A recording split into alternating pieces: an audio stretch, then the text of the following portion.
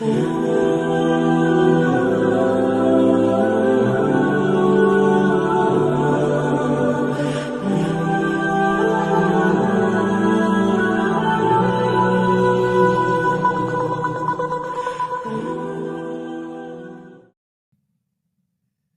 bifadlillahi wa birahmati fabidzalika falyafrah. Ajarkan Muhammad atau katakan Muhammad pada umatmu, sebaiknya atau seharusnya mereka hanya gembira dengan melihat fadlnya Allah dan rahmatnya Allah. Ini harus kita pahami mulai dari konstruksi yang paling pokok, yaitu akidah. Dua ahwal itu satu perilaku sosial, tiga mutammimat, sesuatu yang tidak pokok tapi kita butuhkan dalam mengawal hidup ini. Saya beri contoh, orang itu sampai maksiat itu karena cari kesenangan. Misalnya baru penat itu ingin seneng, ada orang yang macam-macam lah, ingin melihat maksiat, apa itu pornografi, apa nyabu, apa macam-macam. Itu sebetulnya agama punya konsep yang luar biasa, yaitu seharusnya seseorang itu gembira dengan ketaatan. Lalu pertanyaannya, caranya gembira gimana? Gembira itu mudah. Jadi misalnya kamu sujud sama Allah Subhanahu wa taala. Terus cara berpikir begini, ini sekaligus ijazah. Cara berpikir begini, ya Allah, ini kata Sayyidina Ali, kafani izzan an akuna laka abdan wa kafani fakhron an takuna li rabban. Ya Allah, betapa sialnya saya andaikan saya jadi budak dari makhluk yang sama. Misalnya sampean itu seorang kiai atau rektor atau doktor atau orang terpelajar, kemudian kamu jadi budak atau hamba dari makhluk yang setara, betapa hinanya saya. Maka kata Sayyidina Ali, ya Allah, saya ini cukup bahagia, cukup bangga karena jadi budak, jadi hamba dari zat yang super atau yang maha super. Ini kok Allah Subhanahu wa ta'ala. Sehingga ada kebahagiaan yang luar biasa karena menjadi hambanya Allah Subhanahu wa ta'ala. Setelah bangga dengan jadi hambanya Allah, maka kita akan malu. Malu misalnya kok saya bahagia itu nunggu melihat pornografi, melihat maksiat, itu terus menjadi malu. Kenapa saya bisa didikte oleh hal-hal seremeh itu? Ya, kita malu karena didikte oleh hal-hal yang seremeh itu, karena kita didikte oleh nafsu. Jadi izzatun nafsi, satu harga diri seseorang itu harus dihidupkan untuk hanya tunduk kepada Allah Subhanahu wa ta'ala. Sehingga Nabi itu melatih satu logika tarkul ma'asi. Nabi itu dulu ketika ada seorang pemuda yang, ya karena mungkin pemuda ya, dia itu mau masuk Islam, tapi uniknya kata pemuda tadi, saya masuk Islam tapi asal dibolehkan bebas zina. Jadi ini agak sableng gitu. Jadi mau masuk Islam syaratnya dibolehkan apa? Zina atau free sex gitu. Karena orangnya agak hiper. Itu Nabi tidak langsung mengancam dengan neraka, enggak. Ketika mau pamit gitu semua sahabat melarang. Mah itu jangan, kamu jangan suan Nabi, itu permintaan yang enggak masuk akal. Setelah lama ditahan terjadi kegaduhan di masjid, Nabi dengar itu ada apa itu? Itu ada pemuda yang mau masuk Islam tapi yasta'dzinuhu fi zina, tapi mereka minta izin ke Nabi untuk tetap boleh zina. Kata Nabi, pemuda itu suruh masuk, suruh menghadap saya. Ketika menghadap Nabi, saya ulang lagi, ketika menghadap Nabi, Nabi mengajarinya itu luar biasa. Nabi tidak langsung mengancam dengan neraka atau dengan azab tunda, tapi kata Nabi, atuhibbuhu li ummik, kamu suka kalau ibu kamu tuh jadi demenannya orang banyak? Oh enggak ya Nabi, yang demen ibu saya tak bacok kan. Karena ini ya agak preman, dimana-mana orang nakal agak preman. Terus atuhibbuhu li bintik, kamu suka kalau putri kamu ya digitukan orang-orang? Oh ya enggak Nabi, yang gitukan putri saya tak bacok. Atuhibbuhu li kholatik, kamu suka kalau bule kamu digitukan. Atuhibbuhu li ammatik, kamu suka kalau saudara bapak kamu digitukan. Nabi itu mengeset ya. Kalau sekarang itu cuci otak mungkin. Nabi itu meluruskan otaknya anak muda itu. Betapa buruknya zina. Cara bahasa Arab ditakbih. Betapa buruknya zina. Kamu suka kalau korbannya ibu kamu, putri kamu, bude kamu, bule kamu. Sehingga orang itu matur ya hasbuka ya Rasulullah, ini sudah cukup. Saya tidak pernah melihat sesuatu seburuk zina. Jadi fa'alqallahu fi qalbihi bughdha zina. Kemudian Allah meletakkan di hatinya, menanamkan benci zina. Sehingga akhirnya pemuda tadi menjadi iffah, menjadi menghindari zina. Artinya begini ya, ini mungkin yang lolos dari para kita sebagai dai. Kita tidak belajar banyak tarbiyahnya Rasulullah Shallallahu Alaihi Wasallam. Jadi kalau kita benci maksiat itu jangan hanya ditahdzir, ditakutkan neraka, itu enggak. Jangan hanya itu, tapi di logika. Oh iya. Jadi kalau kita menghindari maksiat itu selain karena takut azab, itu ada logika. Ada rangkaian pikiran yang menjadikan kita anti satu perbuatan apa maksiat. Jadi misalnya gini ya, kira-kira ginilah kalau contoh gampang itu. Ada orang gitu ya nyanyi dengan pakaian yang mungkin pornografi. Mungkin pemuda-pemuda ingin melihat itu, tapi bisa diobati gini. Kok enak ndekne mergawe kok tak bayar, ya aku kehilangan duit. Meskipun dengan logika yang agak serampangan, yang penting menjadi kita ini punya harga diri untuk tidak tergantung hal-hal seperti itu.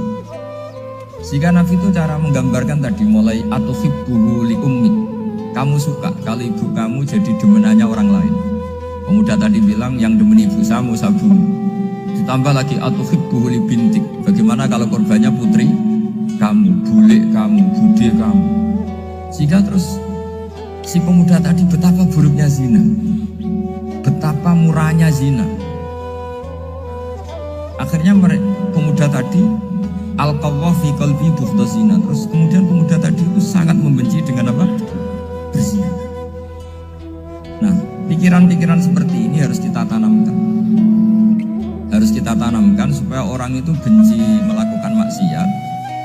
Karena satu memang takut suhtullah, takut dibendu Allah atau dibenci Allah. Dua, memang logika kita mengarahkan tidak maksiat. Nah ini yang terkait Unisula yang nangani kedokteran, nangani medis. Sesuatu yang dilarang Allah itu pasti madharat. Maka untuk melarang seseorang bergantung sama narkoba misalnya, atau hal-hal yang bahaya pada fisik, itu satu tentu bagi ahlullah, tentu karena takut Allah. Tapi banyak masyarakat yang memang benar-benar bisa meninggalkan narkoba karena efek buruknya narkoba, efek buruknya ganja. Itu kita tanamkan sedemikian rupa bahwa itu mengakibatkan sakau, mengakibatkan tidak sadarkan diri, mengakibatkan kebangkrutan ekonomi, macam-macam. Sehingga mereka benar-benar benci sama yang namanya narkoba. Jadi di antara manhajul Quran itu kalau mentakbih, memburuk-burukkan maksiat itu mesti dikritik innahu kana fahisyah, innahu kana fahisyata wa makta wa sa'a sabila. Innahu kana fahisyatan wa sa'a sabila, diulang beberapa kali.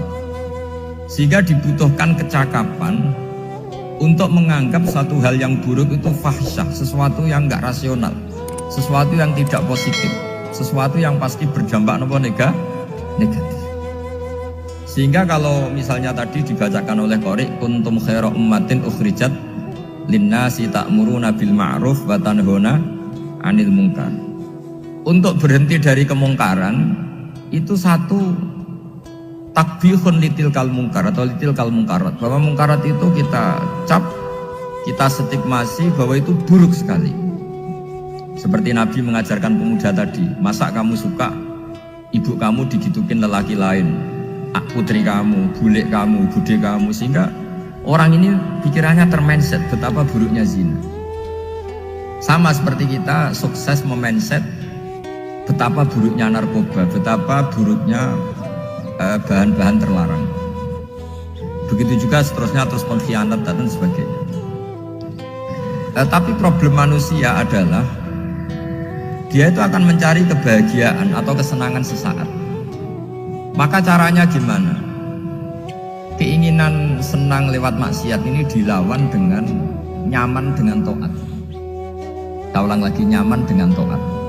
Sehingga ulama dulu punya kalimatul munajat, artinya kalimat hubungan pribadi sama Allah yang menjadikan orang itu nyaman. Dan ini yang diajarkan kitab-kitab tasawuf. Kitab tasawuf itu sukses mengajarkan melihat alam raya ini semuanya nyaman, termasuk yang mengecewakan. Itu dianggap nyaman. Saya berkali-kali mengajarkan ilmu ini karena ini musalsal ila Rasulillah SAW. Itu pernah suatu saat Imam Ahmad itu dipanggil sama tetangganya, anak muda. Tentu Imam Ahmad ini orang yang sangat soleh, sangat waroi, sangat tunduk sama perintahnya Allah dan Rasul. Pemuda tadi manggil, ya Ahmad, datang ke rumah saya. Imam Ahmad datang. Setelah sampai ke pemuda tadi, sudah pulang lagi, saya tidak butuh kamu. Pulang lagi. Setelah sampai rumah dipanggil lagi, ya Ahmad, datang lagi. Datang lagi. Oh, saya tidak jadi butuh, pulang lagi. Sampai 3 kali. Dan itu perangai ekspresi Imam Ahmad itu atau ulama lain yang sesoleh beliau itu nyaman, indah. Beliau tetap senyum-senyum, nyaman. Beliau tidak tersinggung, tidak terprovokasi, pokoknya tidak tersinggung, kelihatan nyaman. Lama-lama pemuda ini terus tanya, ya Ahmad, kamu saya perlakukan seperti ini kok tidak tersinggung? Kamu senyum-senyum saja, happy-happy saja. Jawabnya Imam Ahmad itu unik. Wahai pemuda, saya kamu panggil itu senang sekali. Karena kata Nabi, kalau kamu iman dengan Allah dan Rasul, maka hormatilah tetangga. Jadi saya senang, karena nuruti perintah Allah untuk menghormati tetangga. Jadi tidak ada urusannya dengan kamu. Kagetnya kayak apa? Jadi dipanggil tetangga ya senang karena melakukan perintahnya Allah dan Rasul, yaitu ikramul jar, fal yukrim jarum. Disuruh pulang, kamu ingin saya pulang, ya saya pulang. Disuruh datang, ya saya datang. Jadi saya tidak tersinggung, saya tidak ada urusan dengan kamu. Urusan saya dengan Allah Subhanahu wa Ta'ala. Itu kalau bapak-bapak istrinya ngomel terus sabar itu ya bagus. Saya tidak punya urusan. Kalau kamu terprovokasi oleh istri, berarti kamu didikte oleh makhluk. Masa seorang rektor didikte makhluk? Kan tidak keren. Apalagi seorang habib didikte makhluk, kan tidak keren. Yang bisa mendikte kita hanya Allah Subhanahu wa Ta'ala. Dan Allah mendikte kita, mengajarkan dia wa ashiruhunna bil ma'ruf fa in karihtumuhunna fa asa an takrahu shay'an wa yaj'alallahu fi khairan katsira. Jadi cara melihat istri kita bawel gitu atau cerewet, alhamdulillah ini ada pahala tanpa modal, cukup sabar. Kalau istri kamu sedang mesra malah mintanya ke mall, malah biayanya tinggi. Murah mana dapat pahala dimarahin sama saat mesra minta ke mall? Milih yang pertama kan? Nah ya itu tidak usah modal itu. Ya gitu aja. Jadi kalau istri sedang marah bawel, anggap saja ini rezeki. Dapat pahala tanpa apa? Biaya. Nah, kalau pas rukun malah nantang ke mall, biayanya malah tinggi. Jadi ulama dulu itu melihat dunia itu happy. Pernah Imam Syafi'i dikasih tahu, orang yang tadi nyium tangan kamu ya, itu di rumah menghujat Anda. Jadi dia sopan hanya di depan Anda, kalau di luar menghujat Anda. Jawabnya Imam Syafi'i lucu. Ya baguslah. Yang cerita ini kaget. Kenapa bagus ya Abu Abdillah? Kalau manggil Imam Syafi'i ya Abu Abdillah. Ya berarti saya masih wibawa, di depan saya ada berani katanya. Jadi dipandang enteng saja. Jadi kalau kamu di depan kamu istri kamu tidak berani belanja, tidak ada kamu belanja banyak, anggap saja Anda wibawa. Jadi enteng saja. Pernah Imam Syafi'i dikasih tahu, separuh dari kampung Anda itu gak suka kamu. Ya baguslah. Kenapa? Oh nak rukun malah bakal utang katanya gitu. Kira-kira yang utang itu yang rukun apa yang nengan? Yang rukun. Jadi enteng saja. Masyhur itu makalahnya Imam Syafi'i. Waman asa'a ilaika faqad atlaqaka. Orang yang berbuat buruk sama kamu berarti membebaskan kamu. Kalau saya sedang nenengan sama Habib Hasan Toha Putra, beliau naik Alphard nggak nawarin saya sah karena baru nenengan. Tapi kalau sedang rukun malah harus repot mana? Rukun sama tidak rukun? Repot rukun sebetulnya. Jadi Imam Syafi'i itu happy saja. Kalau sedang rukun sama tetangga ya dianggap rukun itu satu kenikmatan. Sedang nggak rukun ya dianggap satu kenikmatan. Jadi orang dulu itu serilek itu melihat dunia. Kalau kita kan enggak, ego. Wah saya ini suami kok dimarahin istri. Wah ini egonya bangkit. Padahal egonya bangkit itu ada kebodohan di situ. Yaitu seorang rektor didikte seorang istri, seorang makhluk.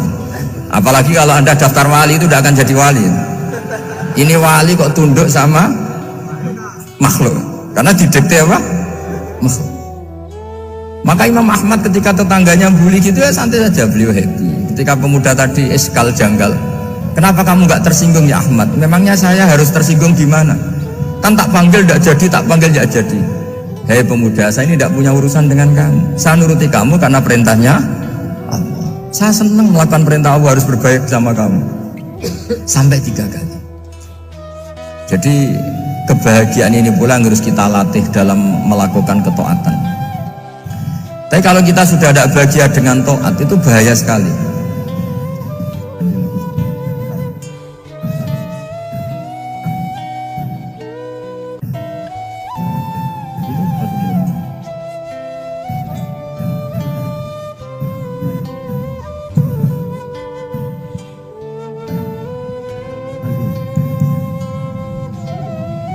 Harus gini kan prosedurnya.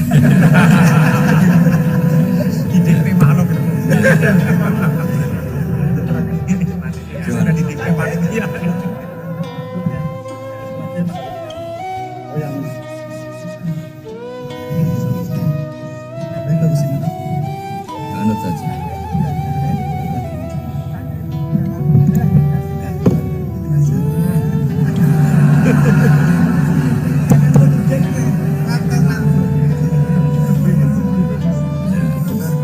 Sudah, ini sudah bisa.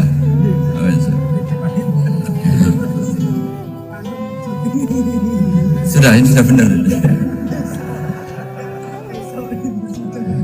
Untungnya kiainya latihan jadi wali, jadi gak tersinggung. Kalau ndak ini sudah masalah ini. Paling ndak kan baru ngajarkan gitu, masa ada bisa meraktekkan gitu. Jadi pura-pura soleh.